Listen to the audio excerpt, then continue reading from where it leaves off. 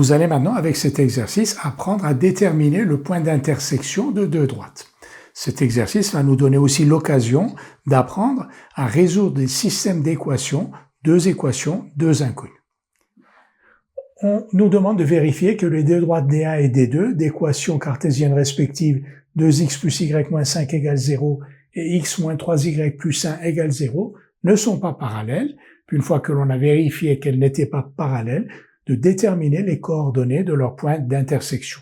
Ici, comme dans tous les exercices que nous avons faits, nous sommes dans un repère orthonormé. Nous allons donc vérifier que les droites D1 et D2 ne sont pas parallèles. À partir d'une équation cartésienne de D1, on peut déduire facilement un vecteur directeur de D1. AX plus BY plus C égale 0, un vecteur directeur moins BA, donc moins 1, 2. De la même manière, 3, 1, moins BA, c'est moins 3, 3, 1, est un vecteur directeur de D2. Ces deux vecteurs, moins 1, 2 et 3, 1, de coordonnées moins 1, 2 et 3, 1, ont des coordonnées qui ne sont pas proportionnelles. En effet, cette coordonnée-là est égale à 2 fois celle-ci, alors que moins 1 n'est pas égal à 2 fois 3. Donc les coordonnées de U1 et U2 ne sont pas proportionnelles, U1 et U2 ne sont pas collinaires. U1 et U2 n'étant pas collinaires, les droites D1 et D2 ne sont pas parallèles, elles sont donc séquentes en un seul point. Et nous allons donc déterminer les coordonnées de ce point. Nous allons donc déterminer les coordonnées x, y du point grand M, qui est le point d'intersection de D1 et de D2. Donc si M appartient à D1, M vérifie une équation cartésienne de D1, et de la même manière, M vérifie une équation cartésienne de D2, puisqu'il est à la fois sur D1 et sur D2. Donc M appartient à D1 et D2, si et seulement si 2x plus y moins 5 égale 0, et x moins 3y plus 1 égale 0. Et on a ici un système à deux équations, deux inconnues. On a deux équations et il y a deux inconnues, x et y, et il y a deux méthodes pour résoudre ce genre d'équation. On va utiliser successivement ces deux méthodes. Donc, la première méthode consiste à, ici par exemple, dans cette deuxième équation, écrire x, exprimer x en fonction de y. Et ensuite, une fois que l'on a x égale 3y moins 1, x égale 3y moins 1, on va remplacer dans la première équation x par 3y moins 1. Et dans la première équation, on n'aura plus que des y. Donc on aura une seule inconnue y et on saura résoudre cette équation. Ça s'appelle résolution par substitution. C'est-à-dire que on substitue à x son expression en fonction de y. Donc, on a équivalence entre ces deux systèmes. On a fait ici qu'écrire x égale 3y moins 1, qui est parfaitement équivalent à x moins 3y plus 1 égale 0. Et ensuite, x égale 3y moins 1, on substitue à x, dans cette équation 2x plus y moins 5 égale 0, on substitue à x son expression en fonction de y. On a donc deux fois 3y moins 1 plus y moins 5 égale 0, et on maintient la deuxième, x égale 3y moins 1, c'est une résolution par substitution. Et alors, dans la première équation, on n'a plus que des y, donc 6y plus y, 7y, 7y moins 7 égale 0, et on garde la seconde, x égale 3y moins 1. 7y moins 7 égale 0 est équivalent à y égale 1, et on remplace ensuite y par 1 ici, x égale 2. Donc x égale 2, y égale 1.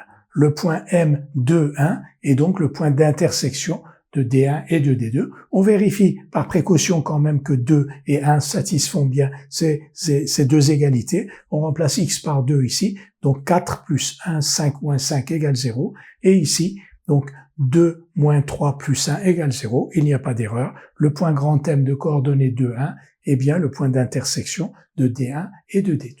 Nous allons maintenant refaire l'exercice en utilisant la deuxième méthode de résolution de ce système.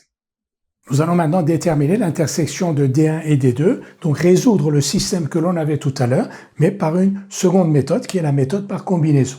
Comment on fait? Donc on doit résoudre le système 2x plus y moins 5 égale 0 et x moins 3y plus 1 égale 0.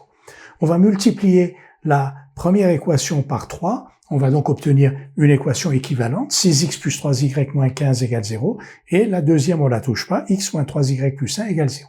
Pourquoi on multiplie ici par 3? Parce que vous voyez que maintenant, en additionnant ces deux équations, les 3y vont se simplifier et on aura une équation en haut avec x seulement. Donc maintenant, si on additionne l'équation 2 et l'équation 1, on va obtenir 7x moins 14 égale 0, et on maintient la deuxième, x moins 3y plus 1 égale 0. Donc, on a procédé en deux étapes. Dans un premier temps, on a multiplié par 3 la première équation ici, afin, dans l'objectif d'éliminer y après addition. Donc, on a multiplié ici par 3, 6x plus 3y moins 15 égale 0, et la deuxième, x moins 3y plus 1 égale 0. Et en additionnant la première et la seconde, les y se simplifient et on obtient x. Cette méthode s'appelle méthode par combinaison. Vous remarquerez qu'on aurait pu faire ici autre chose. Par exemple, on aurait pu multiplier ici par moins 2. On aurait eu moins 2x plus 6y moins 2 égale 0. Et on aurait pu additionner, donc toujours dans la méthode par combinaison. Donc, moins 2x plus 6y moins 2 égale 0. En additionnant, on aurait éliminé les x et on aurait trouvé la valeur de y. On trouve donc x égale 2, y égale 1. Donc, le point M de coordonnées 2, 1 et le point d'intersection de D1 et D2, c'est le même point, bien entendu, qu'on avait trouvé avec la méthode par substitution. Et pour finir, une représentation graphique, donc la droite D1, la droite D2 et leur point d'intersection. Comment on trace la droite D1? En cherchant deux points, par exemple, y égale 0, x égale 5 demi, ici, et donc y égale 0, x égale 5 demi, x égale 0, y égale 5. Donc on a deux points, on trace la droite D1, la même chose pour la droite D2, par exemple y égale 0, x égale moins 1, et ensuite x égale 0, y égale 1 tiers ici, et on a la droite D2, et on vérifie qu'effectivement le point d'intersection est bien le point M d'abscisse 2 et d'ordonnée 1.